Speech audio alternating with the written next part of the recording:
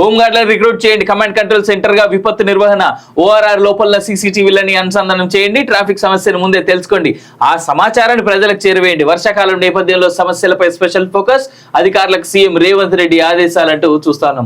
జీతాలు ఇయ్యలే ముందు ఫస్ట్ ఉన్న హోంగార్డులని సరిగ్గా వాళ్ళకి శాలరీలు ఇచ్చి సరిగ్గా వాళ్ళను కాపాడుకోండి. వాళ్ళ పాప వాళ్ళను ఇక్కడికి మనం ఎలక్షన్స్ అప్పుడు మధ్యప్రదేశ్కు అక్కడికి పంపిస్తే వాళ్ళ జీతాలు కూడా ఇవ్వలేనటువంటి దౌర్భాగ్యమైనటువంటి పరిస్థితిలో మనం ఉన్నామంటే ఎంత ఘోరం అంటే, ఒక్కొక్క ఎస్పీ దగ్గర 10 మంది 20 మంది ఇంట్లో పనిచేస్తారట హోంగార్డులు. సిగ్గుండాలి కదా. ఫస్ట్ ఆఫ్ ఆల్ అలాంటి ఎవరైతే ఎస్పీ దగ్గర అక్కడ ఇక్కడ ఏసీపీలు ఎస్పీలు సిఐలు ఎస్ఐల దగ్గర వాళ్ళ ఇంట్లో పనిచేసే హోంగార్డులు ఎవరైతే ఉంటారో ఫస్ట్ ఆ వ్యవస్థ తీసుకురండి. ఎంత దారుణంగా అంటే 24 గంటలు పని చేపిస్తారు వాళ్ళతోటి. బట్టలు ఉతికిపిస్తారు, కార్లు కడిగేది వాళ్ళ కూరగాయల ముడ్లు కూడా కడుగుతారు. డైరెక్ట్ గా పేపర్లో రాసిరు. ఫస్ట్ ఆ యొక్క సంస్కారం తీసుకొస్తే ఇక్కడ హోంగార్డులు మిగులుతారు, వాళ్ళకి శాలరీలు చక్కగా ఇవ్వండి.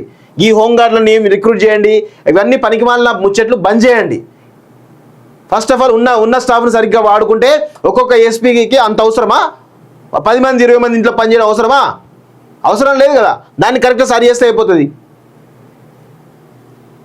ఇగో భూముల విలువ పెంపు ఆగస్టు నుంచి అమల్లోకి, బహిరంగ విలువలే ప్రామాణికం, స్టాంప్ డ్యూటీపై నో క్లారిటీ, కొత్త మున్సిపాలిటీలు కార్పొరేషన్లే టార్గెట్, ప్రభుత్వ ఆదాయం పెంచేందుకు స్కెచ్, వచ్చే నెల 1 నుంచి 15 వరకు అభ్యంతరాల స్వీకరణ, షెడ్యూల్ విడుదల చేసిన CCLA నవీన్ మిట్టల్. ఆల్రెడీ విషయం ఏంటంటే అది లేనేలేదు. ఏది మన భూముల ఇప్పుడు రియల్ ఎస్టేట్ మొత్తం పడిపోయింది ఘోరంగా. తెలంగాణలో ఇప్పుడు ఇంకా భూముల రేట్లు పెంచుతారట ఏందో మరి. ట్రూ కాలర్ వాడుతున్న వాళ్ళకి అప్డేట్ అబ్బా. ఇక జూలై నుంచి నాకు తెలిసి జూలై ఆగస్ట్ నుంచి ట్రూ కాలర్ తో అవసరమే ఉండదు. స్పామ్ కాల్స్ కు చెక్, కాల్ ఐడి ట్రయల్స్ ప్రారంభం, ఫోన్ డిస్ప్లే పై ఇన్కమింగ్ నెంబర్ తో